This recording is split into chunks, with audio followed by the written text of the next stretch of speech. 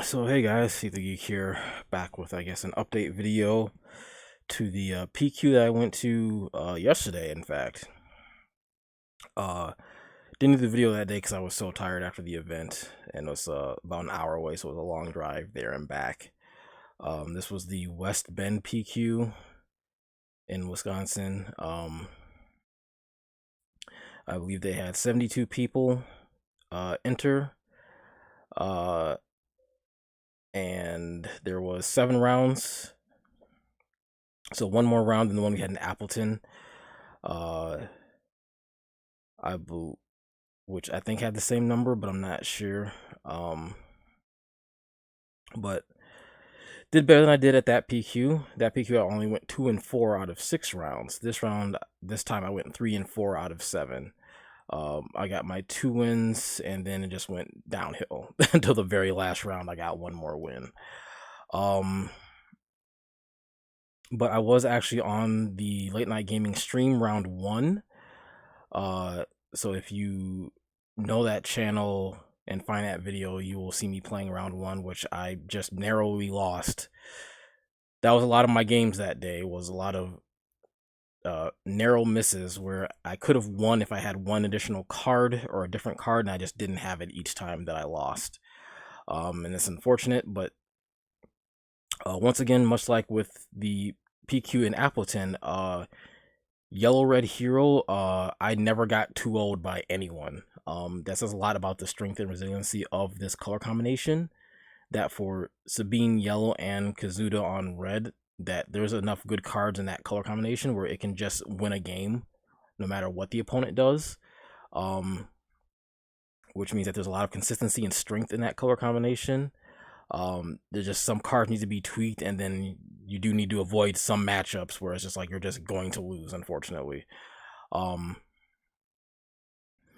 so I want to briefly go over my matches and then what I think the changes I can make to the deck moving forward, which I'll get to that at the end because there's actually another PQ that's fairly close by that I might be going to in about 2 weeks, and we're still in the same format, so nothing's really going to change other than my deck essentially.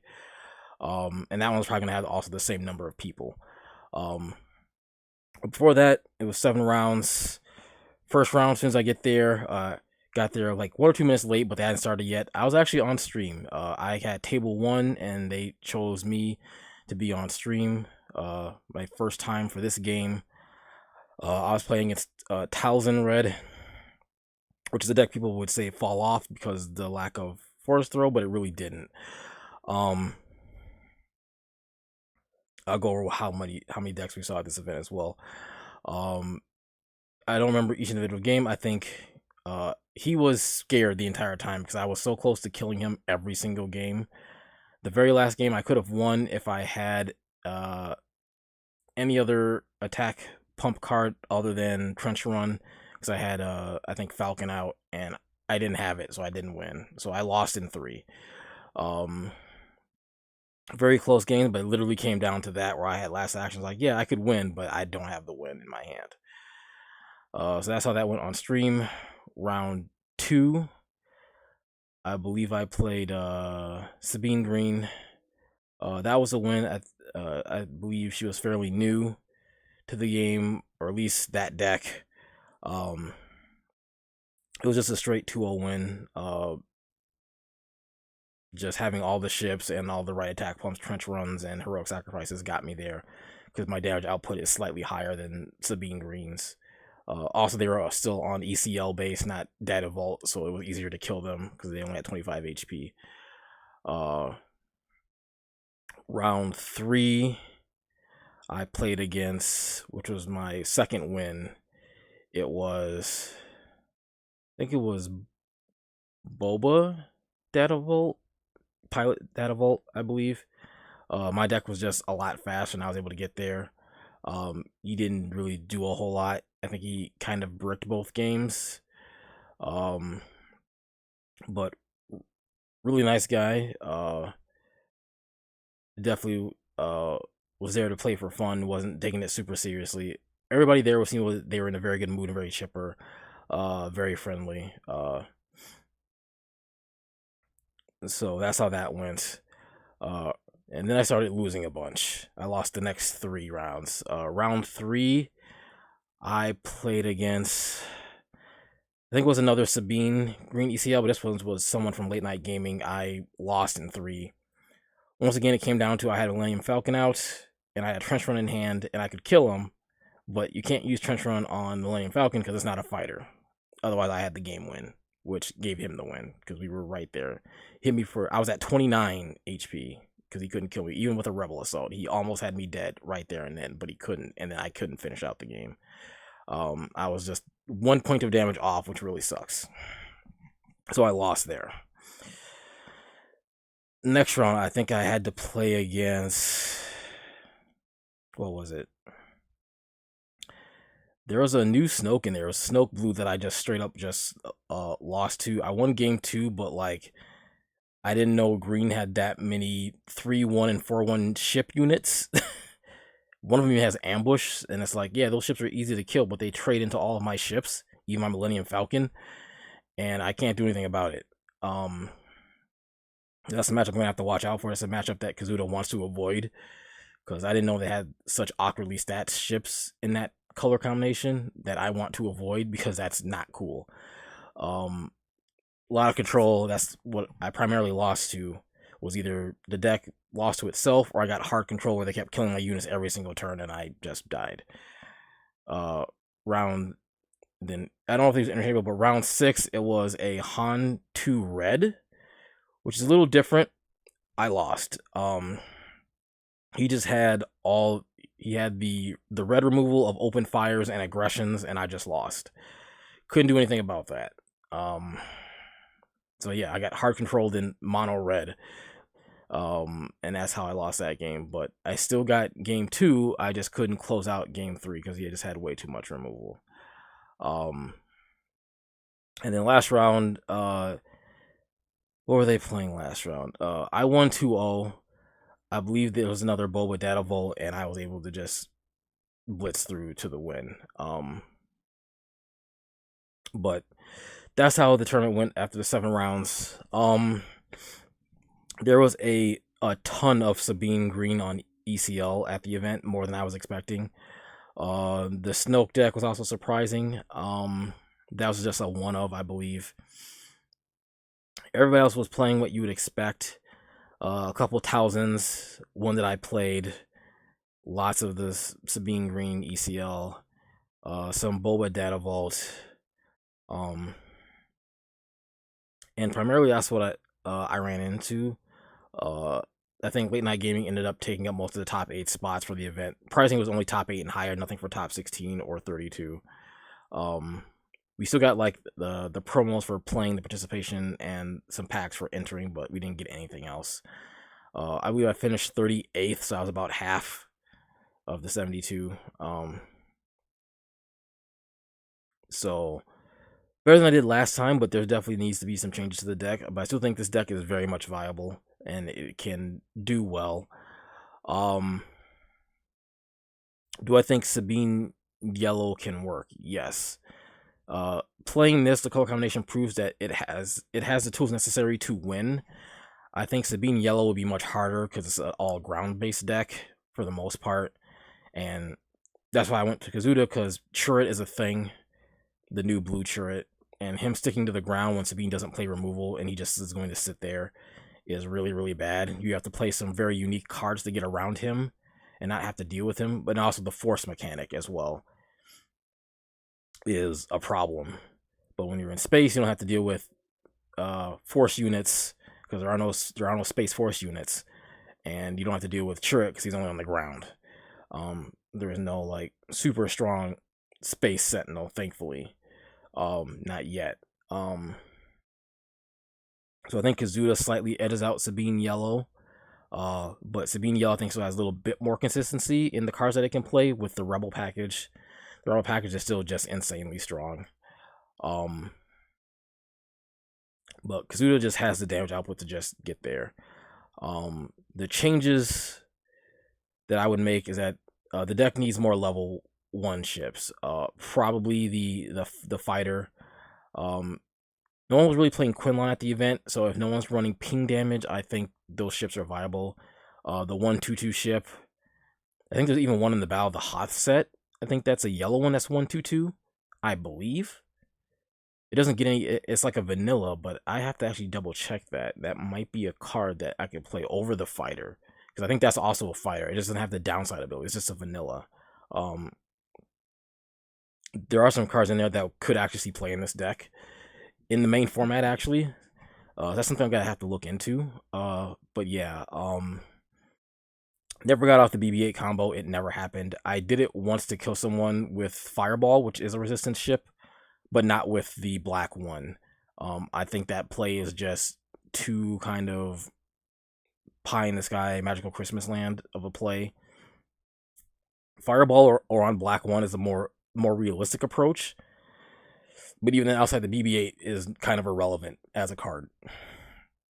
It's only good for the untapped play with Fireball or Black One or Black Scout. I think those are your only resistance ships that you even play in the deck. So it almost makes you want to cut BB-8 because of that, because it's just too, especially at those numbers that you're playing, we can only have 2 BB-8s.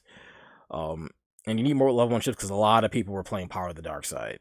They're trying to play the hard control game, because right now with Star Wars, everyone wants to play control mid range.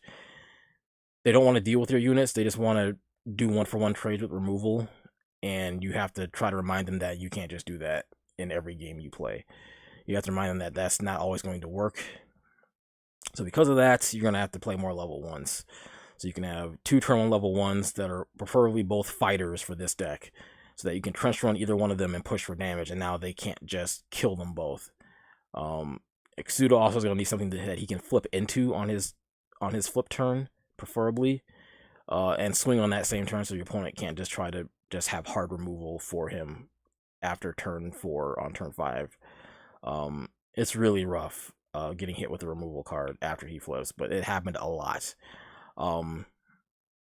So this deck needs to be able to not only go wide, because it can already go tall with the units. It needs to be able to go wide, so you need more level 1 ships. One game I was actually throwing my R2 and BB-8 on the ground just because I was gonna get Power of the Dark Side so much, because I know the guy I was playing was playing 3 of them, and it's like, yeah, this just prevents you from doing that. But my R2 and BB-8 can't swing for much, so I hate doing that, because they're better off as pilots, but they can't, because my unit will just die. So having another fighter ship, I think, is relevant, especially one that doesn't have a upside ability like Cartel Turncoat, even though Kazuda can turn it off for the opponent to give them a card, but also a unit that's still a fighter ship that you can trench run and something like that can push damage. So, but that's BB-8 and the low cost units. That was the only issue I had with any of them, really. Frisk almost never came into play, so I think he can get cut. There was never any. I don't think he hit anything that at that PQ. So I never got, and I didn't get entrenched either. And I had the. Oh yeah, my side deck's not listed. Before I forget, my side deck was 2 Cassian, the Smuggle Cassian, which I actually lost to in both my Sabine games. I lost to a Smuggle Cassian for the win, because apparently that's a thing now.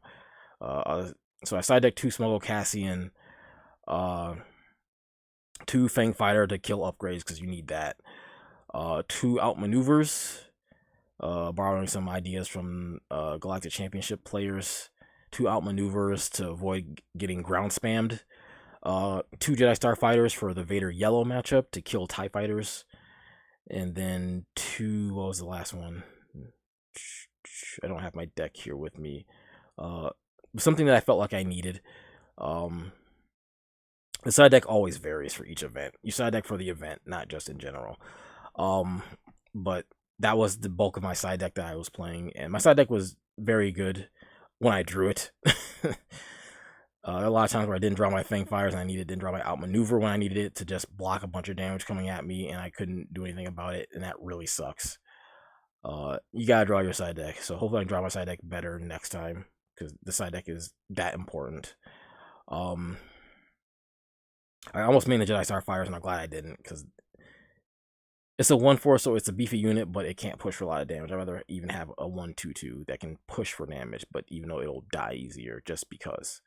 But maybe the Jedi Starfighters get main decked, but they're not 1-cost ships. You kind of need 1-cost ships.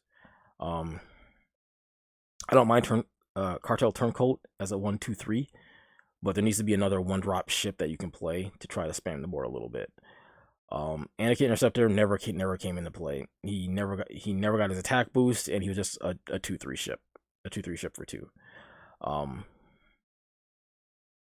If anything, I'd main deck the Starfighters and get rid of the Anakin Interceptor, because Interceptor literally did nothing other than just be a 2/3 ship.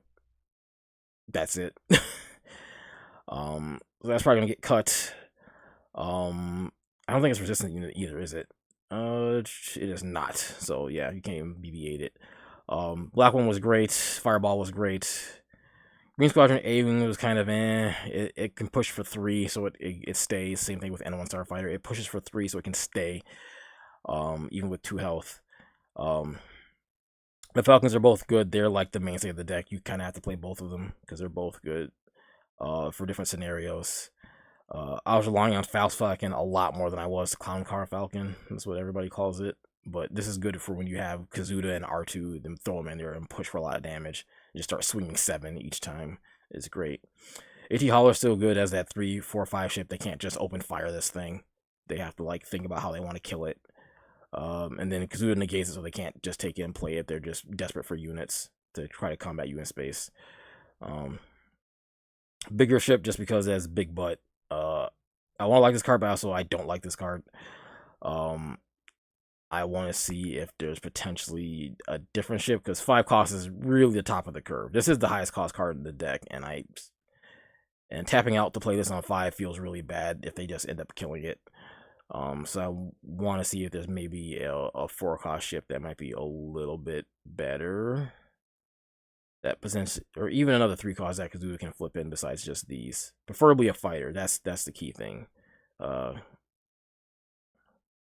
Because like I said, a lot of times I was stuck with Trench Run and didn't have a fighter out. I had a transport ship that I can't use that on, and that sucks. The Reservoir Sacrifice, Trench Run is great. Bamboozle was okay. It can probably get cut, but there are a couple times were useful.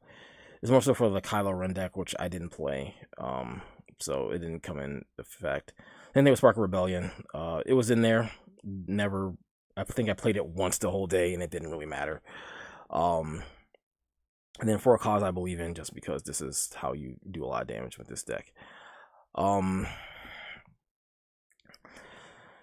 So the other changes that I would make, a lot of those cards are fine, other than the ones I mentioned, like BB-8, Anakin, and the Black Squadron Scout Wing.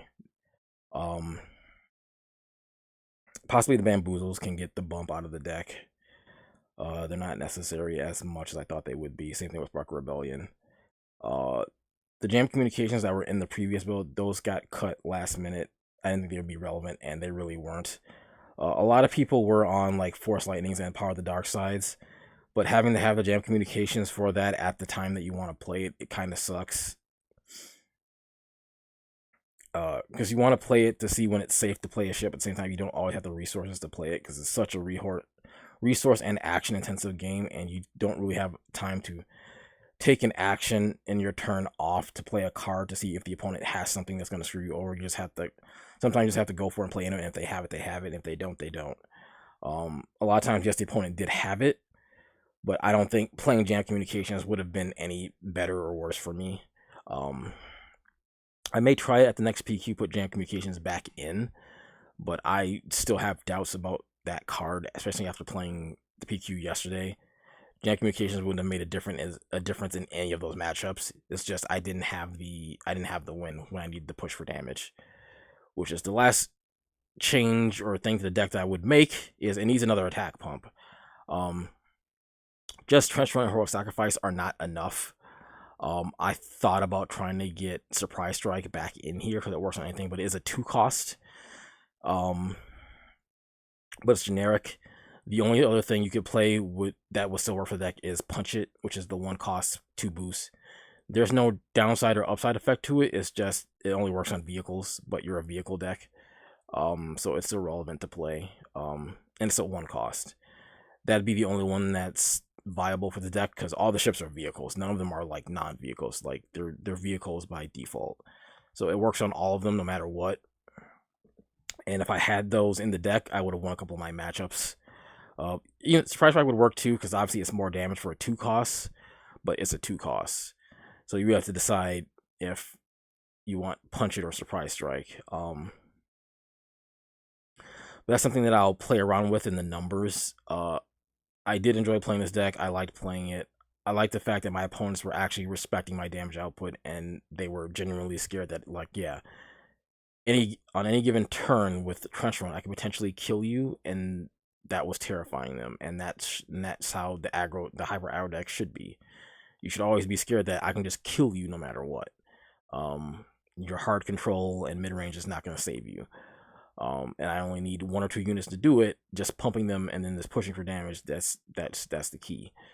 So I will go back, take a look at the numbers for the deck. There is a world possibility where you could even potentially play 53 cards in the deck just for an extra 3 pumps. That doesn't affect your number ratios too much for the deck if you go to 53 cards, but I'm gonna see if I can keep it at 50 first because I don't want to go over 50. But those are the changes I'd make to the deck. The side deck would just be whatever you actually needed. Smuggle Cassian never came into play. I don't think he works as great for this deck, so he probably gets a cut because I never saw Smuggle Cassian, and I never was able to smuggle one in to push for damage. You want a ship and you want an attack pump. You want a ship and an attack pump, so that's why I look at that. And I do think the Battle of Hoth set is legal next week. I think it comes out on the 4th or the 5th, and it's legal right at that point in time, so it'll be legal for the next PQ. So I want to see if those ships are legal. In fact, I'm going to do it now. Before I potentially end the video, we're going to see if that ship is a 1-2 vanilla, because that makes it better than the red one by default.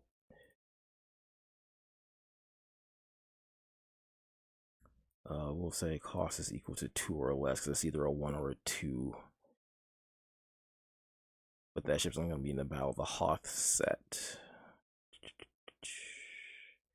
I don't know where it would pop up on here if it was in here. Oh yeah, this is a ship is another possibility, the 1-3. I was thought about playing this. But that's a 2 cost. I really want another 1 cost ship potentially. So this is also potential because it's a 1-3, so it has a bigger butt.